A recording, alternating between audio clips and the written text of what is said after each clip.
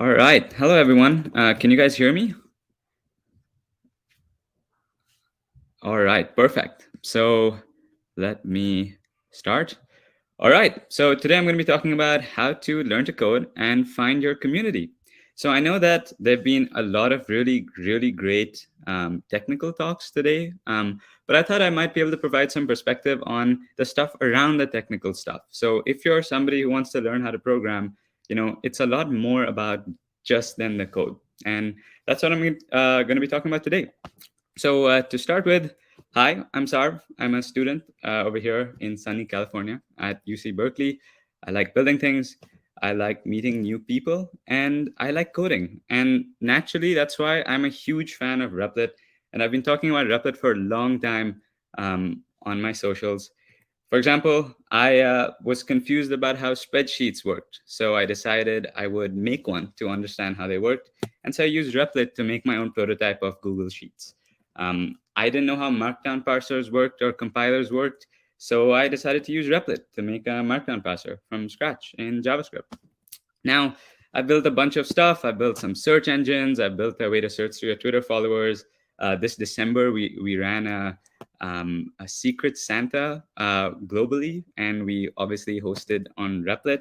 And I guess my journey has gone kind of like this. First, I was happy and aimless. I would just program random things. I had started out learning with something called Arduino. I don't know how you guys started learning, so if you guys want to put that in chat, let me know. I'll see what you guys come up with. Then for a bit, I'm not gonna lie, coding felt like this. It was very I was confused. There was way too many frameworks. Web development was scary to me. And now it feels like this compared to before. It feels a lot better. And I guess what I've realized is, yeah, conventional wisdom on how to learn coding is completely and totally and abysmally wrong. Um, and I will say this, that's only slightly clickbait, and I'll explain what I'm going to talk about. So, yeah, this talk is for you if you're someone who's interested in coding but too confused where to start. If you have slight experience, but all the tutorials never seem to go anywhere, or if you're pretty experienced, but you can't ship enough, or you feel dissatisfied. And so let's say you're a beginner. I've seen, people are putting in chat. People have learned how to program via Minecraft. People have learned via Scratch. A lot of people don't know where to start. And so the first place they go to is Google. And this is one of the first results that at least came up for me when I went to Google. A 14-step roadmap for beginner developers. I typed in how to learn how to code. Step one is familiarize yourself with computer architecture and data basics. Then you're supposed to learn how programming languages work and how the internet works and pick up text edit, whatever. It's interesting though that the eighth thing on the list is the first thing that talks about programming languages. Um, and so if you're somebody who's starting to learn how to code, the first page is a bunch of ads. Then, by the way, one of the things on how to learn how to code on the front page of Google is please don't learn to code. It's not going to work. So if you're confused on where to start, like stuff is going to be hard for you, you know um, and obviously like then you think maybe we'd go to school, and I'd say one of the programming languages that's often taught in school is stuff like Java or something like that. Well, if you were in a school which had a good CS curriculum, lucky you, mine did not. So in my school, we didn't actually learn how to code.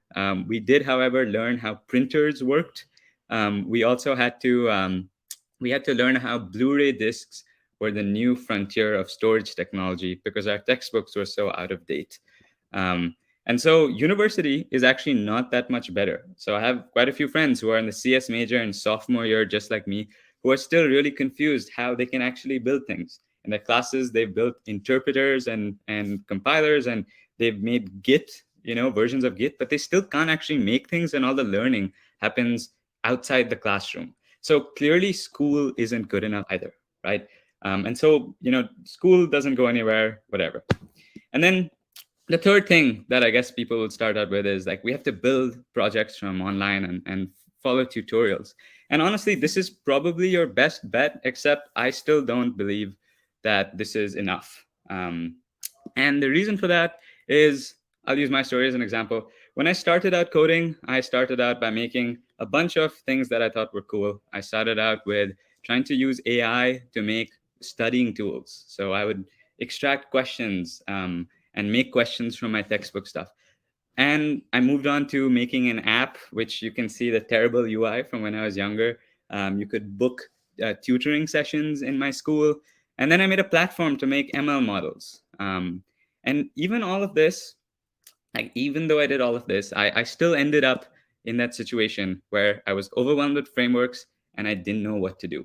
And so my point here is actually that learning from project-based tutorials is actually not enough to properly get into the flow and learn programming. And some of the best people I know have done something more than just those tutorials.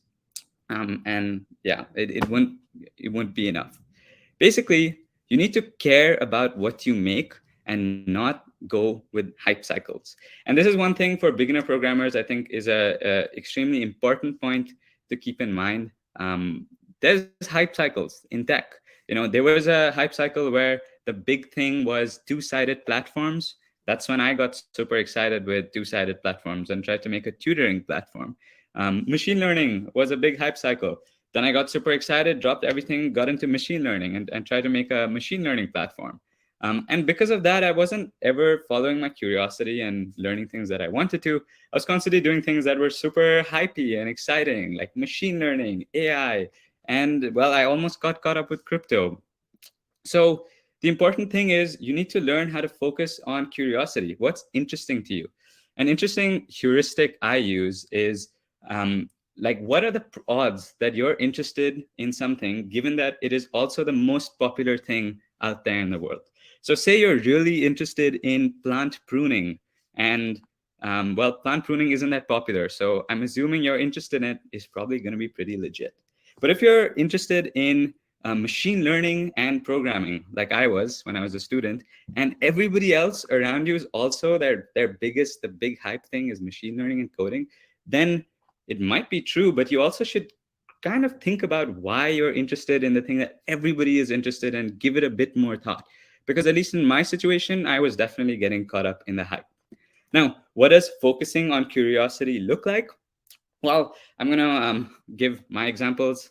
Bit of a shameless self promotion, but I got super interested, for example, and this is a non-code example, in reading books and doing learning about interesting things outside, and I started making YouTube videos about it. And that on the left is David Deutsch. He's one of the guys who founded quantum computing. He retweeted one of my videos on Twitter. And that's the power of sharing the stuff you learn online and following your curiosity, because like I wouldn't have even thought about talking about a book I read even 2 years ago. And then on the right, I started getting really interested in Lisp. And Paul Graham, who I'm sure all of you know about, he's written quite a few books on it. And for some reason, he replied. And I had a few tweet thread exchange on learning Lisp. And because of that, my interest in Lisp has not stopped till today. Like that was such an amazing intro into learning what it was about and stuff. And so I would say this is the key to learning things. You know, if you find yourself in this trap of learning algorithms, or you feel like you need to do many courses or read tutorials and use textbooks, you're probably overthinking it. You just need to make cool stuff. And it's really easy if you're getting caught up in hype cycles or whatever to forget that. And I would also say the second most important thing is you need to meet your people. And I think this is probably one of the biggest things that people miss out on. You can't learn things in a vacuum. And I think this applies for anything. But the thing that we're lucky about with programming, especially, is that we have an amazing online community of people who like learning how to code. Replit is one of them. Replit's community is a great place to meet other people.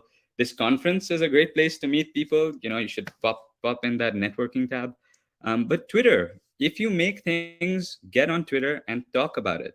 The more you do that, the more you're going to meet other people who are also interested in making things. And that becomes a virtuous cycle where you meet people who are interested in making things, inspires you to make more things, and you continue to make things.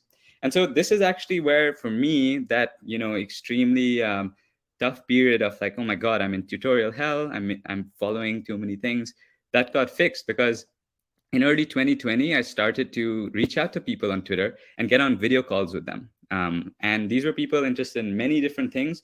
But because of that, I got to learn stuff that I wouldn't have otherwise. There was a guy in these communities, he taught me React from scratch. And that was a better tutorial than following any amount of free code camp courses or whatever, because I could just immediately ask him questions and get excited and reach out to him at a moment's notice. And so that's what I would recommend. If you don't have this aspect of community, you should definitely go for that. And without it, I don't think it's possible to stay consistent in coding. Um, and so yeah, this is the virtuous cycle I was talking about. And so I figured let's all build something. I know that one big thing I notice when I speak to people is they don't have personal websites. And personal websites, I think, are the core of your online presence and the most important way you can use to meet people. And it's insane to me that people here in Berkeley as well, they've just never built a personal website and spoken about it. So if you do not have a personal website, I would say we can make one right now within 10 minutes because Replit. So I would say if you don't have a Replit account, please go ahead and make one. And I'm going to do this completely from scratch because, well, I'm sure it's going to be simple. I didn't prepare something, but let's share my screen. So it doesn't matter if you are like if you have a laptop, if you're just on your phone or whatever, Replit allows you to make it. So by the end of these 10 minutes, you're going to have a personal website, and I'm going to get all of you to share it so you guys can all check each other out and see, who's doing what, who's interesting. So let me share my screen. Here we go. Here's the Replit tab. And I'm going to give you all like maybe a minute to make an account, log in. But we're going to use the HTML, CSS, and JS template. So once you guys get onto Replit, just go and click that and name your REPL. I'm going to name it personal website. And once you're done, obviously hit create REPL. Okay. And yeah. Now, here's what's really cool about Replit. One big thing that I didn't feel the need to talk about today is that setup is really hard. When I first started programming, I didn't know how to host personal websites. So I would use Amazon and AWS and all of this fancy stuff. The cool thing is, the moment you click run, you already have a Hello World website at this URL that you can already share. So I'm going to go and put it in chat right now. And if you guys keep refreshing that, you're going to be seeing the stuff that I'm refreshing. Yeah, sure, I can zoom in. Let me, if that's a bit better. So, yeah. And so I would say there's probably like two important sections you need in a personal website. It gets, people like to complicate it, but you should have a small thing about yourself and where to contact you, and just something about who you are. Like, what are you interested in? What do you like to do? And so HTML, it's a great place to start if you want to learn programming. I know some people are like, oh, it's not a programming language, whatever. Doesn't matter. It's a way to put stuff out there that people can see online. And that's the greatest start you can get. So we're going to start. We're going to go in body over here, and you'll see hello world is written. I want you guys to highlight that and delete it because we're going to add better stuff there. And if you guys want me to slow down, speed up, let me know in chat. And the first thing we're going to add is an H1 tag. H1 stands for heading, and the 1 is heading 1. It's the biggest heading. You can get smaller headings by saying H2 or whatever. And everything in HTML exists inside tags, and tags tell the browser that you're using how to render it, like how should it look. So I would say let's open, like put in a less than sign. Oh, is it a greater than sign? And then type H1, and you'll see it auto-completes, and close that.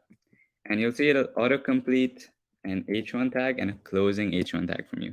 Now, the only difference between opening and closing tags is that they have a slash over here, and the slash just tells it that that's the end of it, as opposed to the beginning.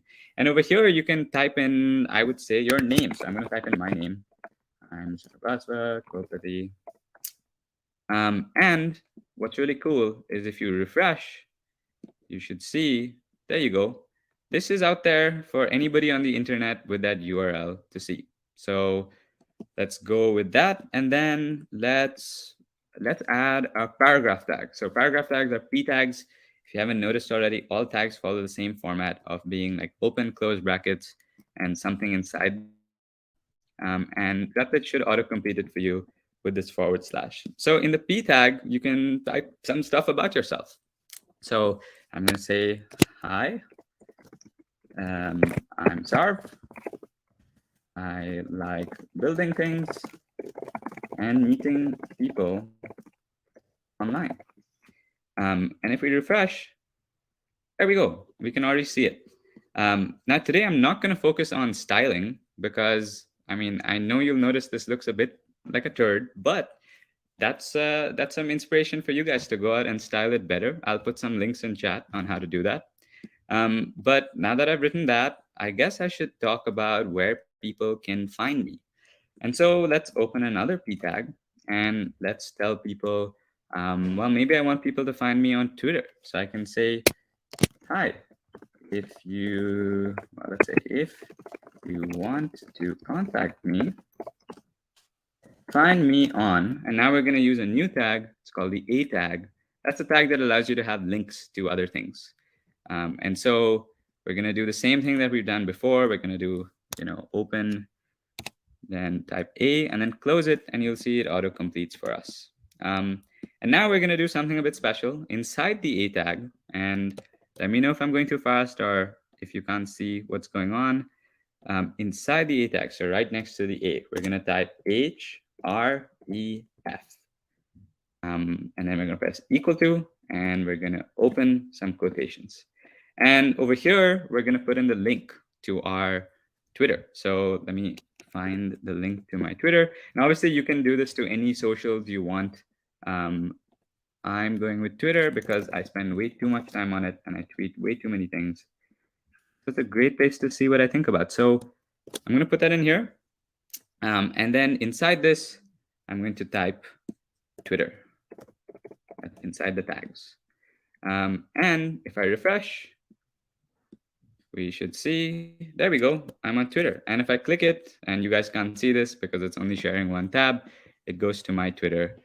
And that's cool. And if you guys click on the thing that's inside the session chat, you should be able to see what I'm seeing on my screen right now, which is cool. Like anybody in the world can do that right now. And so let's say we wanted to add a bit more about ourselves. We can now do a list of stuff that we like. So we're going to do an unordered list. So let's open up another greater than, less than sign, and I'm going to type UL. UL stands for unordered list, and then close your tags. And then inside each of these, we're going to put some list items. And I'm going to put stuff that I find exciting. Let me say LI for list item, and I close the tag. What stuff I find exciting? Well, I find Replit pretty exciting. This conference is pretty cool. Let me put another one. Let's say I find coding exciting. And let's say a third thing I find exciting is meeting cool people. And now, if I refresh, there we go. Replit, coding, meeting cool people. Actually, I'm going to put a quick thing off. Here's some stuff that I find cool. Replit, coding, and meeting new people. There we go. And so now you should find it online. And if you guys want to get started with styling this or making it look cool, there's a lot of cool resources. I would say a really great resource for learning all of this stuff is Free Code Camp. That's freecodecamp.org. Let me put that in chat.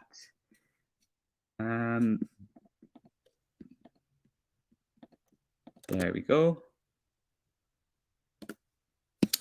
And yeah, now, if you guys have been able to follow so far, feel free to drop your personal websites in chat. So thanks, Lily, for doing that. I'd love to see other people's. And then you can also check out other people's and see what you like and contact people you find interesting. So yeah. And in general, if you guys are complete beginners, which I think a lot of you aren't, you'll be able to style things with CSS. But if you want to add interactivity to your posts, you can use JS. And that, I know somebody asked earlier, like, what is the best programming language to learn and to start with, I'm going to say it is JavaScript, because with JavaScript, you can make websites, you can make servers, you can even do stuff like machine learning. I've built almost all of my coolest projects are built with JavaScript because it's so easy to go online and immediately start working on stuff. So yeah, thank you, Kai, for that website. Um, Let me go back to the presentation. Give me a sec. Hmm.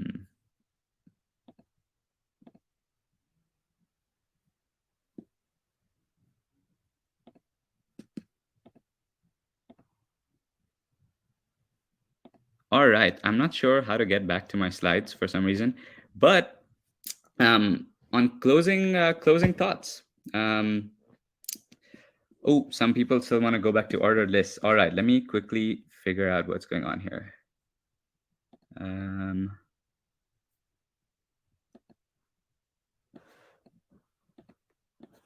Hmm. I seem to be having some technical issues, so I'm going to put the ordered lists, well, unordered list in chat over here. There we go. So if any of you were confused, you can just copy paste that and work around it. And so I'm going to say this. So for all of you, thank you so much for putting your websites in chat. I think that's really exciting. I'm opening them up and checking them out over here. That's really cool. Hello, Fluffy Fluffy Cake. Hello, Effie. And so I would say contact me on Twitter if you have something interesting that you've built, or if you're somebody who's just starting out doing stuff, and I can retweet you. I would say meet people on Twitter, message people. It's really exciting to meet people online because you aren't constrained by geography. You can meet people who are really cool. And for some closing thoughts, I will say this. This is going to get a bit maybe wavy philosophical, but I think it's really important. Humans, us, we make tools, right? And what's really cool about coding is coding allows us to build mind tools. I don't think people understand how exciting it is that all of you right now are sitting in front of a rock that has lightning flowing through it. And you can see me talking to you. You can message people online, and you can get it to think for you. If you have math homework, I mean, some of you can create calculators that can do your math homework for you. And so I would say you can make this rock to do whatever you want. And so you should use that well. And one of the best places to do that is Replit. Replit, and I promise Replit is not bribing me to say this. Replit is literally the fastest way to get up and started with any project. Instead of going back and starting up with an IDE or I don't know, there used to be lots of terrible setup costs. I haven't had to deal with any of that since I started using Replit. So if you want to find your community, if you want to find cool people, if you want to start building cool things, just remember the three things you have to follow. You have to build cool things to start with, obviously, but follow your curiosity for that. Don't just follow hype cycles because everybody else is doing it. Talk about it online. And for that, talk about it on places like Twitter. Again, if you're interested in coding, make a Twitter account, start talking to people there. Talk about it in communities like Hack Club, or talk about it on Replit's community. And in general, just find your people and make interesting, cool things. And that's required. So yeah, that's all I have from me. I am 5 minutes short, so I was wondering if people have any questions. Feel free to ask me over here. And yeah, but thank you all. All right. Yeah, I don't know what is happening, but my webcam, some technical issues. So, can we host Replit projects without the Replit name? You can, and that involves adding a URL to it. You're going to have to buy a domain and then link that. And I think there's online tutorials to do it, but if you want, you can DM me on Twitter. I can definitely share some stuff for you. Let me check the Q&A tab. All right. Any favorite communities you recommend for coding? So one thing I will say about communities that's interesting is that communities aren't just whatever platform you find them on. So sometimes you have a community like Hack Club, and that's on a Slack platform. Those people exist outside that Slack. You can talk to them on Twitter. You can talk to them wherever. So in general, I would say find big social networks like Twitter or something, and talk to people, and you'll find that there's many tiny group chats people exist on. And so you should go for that. Good project ideas that anyone can do. Oh, I'm just saying, Hopin just asked me if it's okay to share my screen. I don't know what's going on. Uh, There, okay. What's some good project ideas that anyone can do? I think that's a very personal question. And I think that's especially one of the things I want to emphasize today, which is find something you're curious about and actually build something you can use. So if you want to make like a calculator, for example, and that can help you in school, make sure you do that. Don't build something because somebody tells you it's a good starter project idea. Some things that I was very curious about was how Google Sheets worked. And that's why I tried to replicate Google Sheets. I was really curious about how programming languages work. So I actually wrote my own programming language in Lisp. It's on my Replit profile if you want to check it out. And in terms of what programming language one should learn first, again, I'm inclined to say JavaScript. My personal thing was I started out with Java, but Java is a terrible language. And if you think Java's cool, that's the one opinion I'm going to say is wrong today. Um, all right, let me check some more stuff in chat. Yeah, I'm sorry, guys. It's being very laggy for me. But yeah, you can still build on Replit and host things with a paid domain. But yeah, all right. For some reason, I hope you guys could still hear me for that last half, but I'm getting some terrible issues here. Okay. But yeah, that's all from me. I'm going to give you guys a 3-minute break. We're about to have our final presentation. But yeah, if you are interested in coding, be sure to give me a DM and see you guys.